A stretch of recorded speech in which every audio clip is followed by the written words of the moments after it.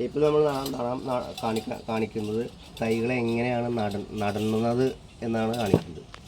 തൈകൾ നടുന്നതിന് മുമ്പ് നമ്മൾ ജൈവവളം, പിന്നെ വേപ്പിണ്ണാക്ക്, പിന്നെ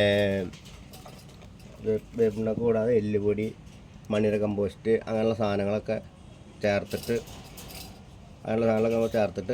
തൈ നടുകയാണ്. ഈ തൈ നമ്മൾ ഇപ്പം ഇങ്ങനെ നട്ട് കഴിഞ്ഞാൽ ഒരു ചെറിയൊരു താങ്ങ് കൊടുക്കണം. കാരണം ശരിക്കുള്ള ആ ഒരു ഇത് കിട്ടുന്നില്ല. കുഴപ്പമില്ല, എന്നാലും ഉണ്ടാവും. പിന്നെ നടാൻ പോകുന്നത് ഇതൊന്ന് തക്കാളിയാണ്. തക്കാളി നമുക്ക് ഇഷ്ടപ്രകാരം ഉണ്ടാവും.